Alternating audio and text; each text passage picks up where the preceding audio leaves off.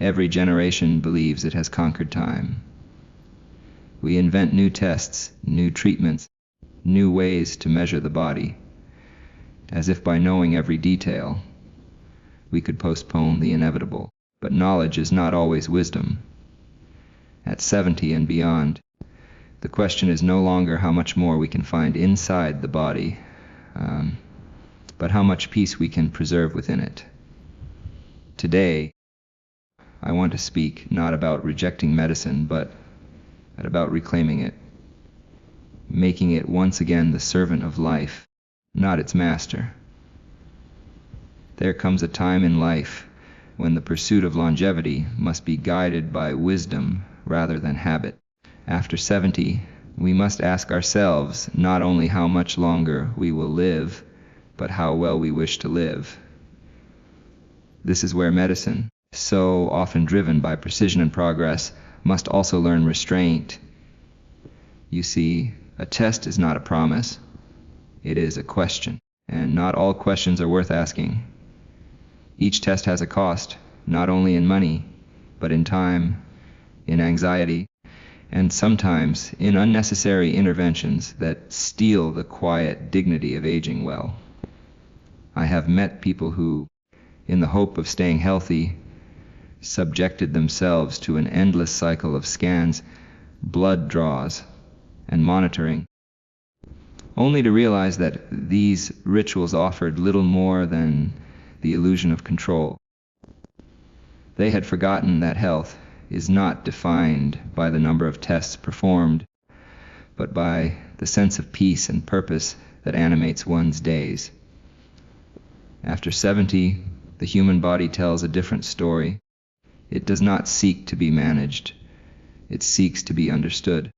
Yet the system in which we live has taught us that every discomfort requires a test, every test a result, and every result a treatment. But the truth is simpler. The purpose of medical science has never been to prolong life at all costs. It has been to preserve the quality of living.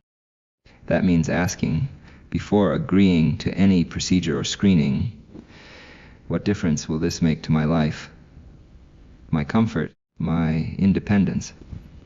If the answer is uncertain, perhaps it is time to pause. There is courage in saying no. There is intelligence in choosing less.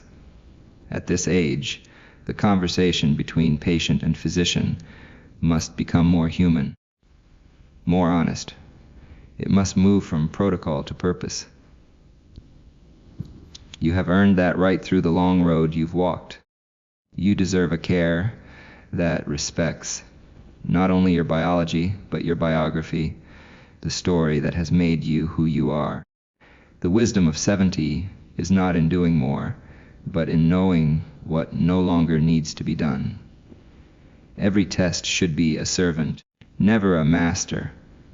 When a scan or screening offers no clear path to better living, it becomes noise in a life that deserves calm clarity.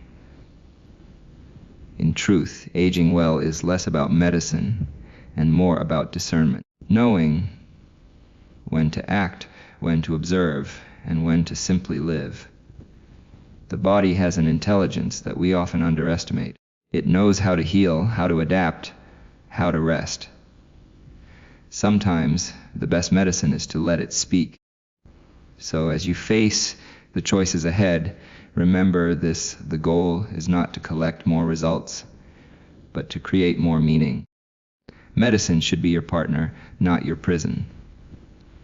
Question every test not out of defiance, but out of devotion to yourself, to the life you still wish to live, and to the dignity that comes with choosing wisely. There is a quiet moment in every life when one must decide what truly matters. After 70, that moment often comes in the doctor's office when you are handed another slip for another test. It may be routine, it may be well-intentioned, but it deserves your thought. Medicine, in its progress, has given us remarkable tools, yet tools are only as wise as the hands that use them. There is a growing tendency to equate more testing with better care, but that belief is incomplete. True medicine is not about the volume of interventions. It is about discernment, knowing when to look deeper and when to simply live with trust in the natural rhythm of your body. I have often said that progress should serve humanity, not overwhelm it. When a test becomes a ritual performed without clear reason, it stops serving you. After 70, the body is no longer a puzzle to be endlessly solved. It is a vessel of history and resilience. You must ask, before consenting to any test, what knowledge will this bring, and what burden might it carry? If a scan uncovers a slow, growing condition that will never affect your comfort or longevity, has that knowledge served you, or has it merely invited worry? The balance between knowing and living must be held carefully.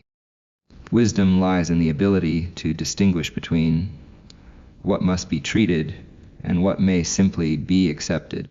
I have met men and women who, in pursuit of staying on top of their health, found themselves trapped in a cycle of testing and treatment. They were not living longer, they were living smaller, measuring life through reports, not through experience. That is not what medicine was meant to become. The aim was never to eliminate risk entirely, but to allow life to flourish within the limits of nature. When we reach our later years, the goal should not be to add more years to life at any cost, but to add more life to the years we have. Every test should therefore meet a simple standard. Will it meaning prove the way I live today or tomorrow? If the answer is no, perhaps the greater act of wisdom is to decline. Your years have already proven your strength. Your heart has weathered storms. Your mind has gathered decades of knowledge. Your spirit has adapted to change. Trust that. Trust your experience.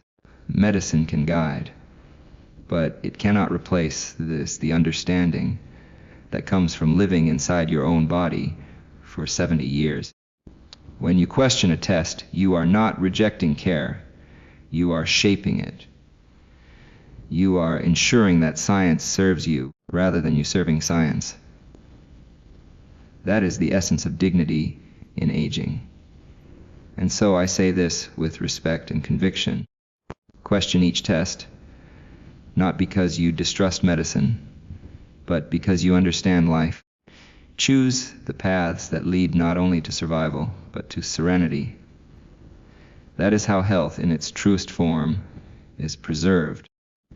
There is a point in the journey of life when we must stop measuring progress in numbers and begin measuring it in meaning.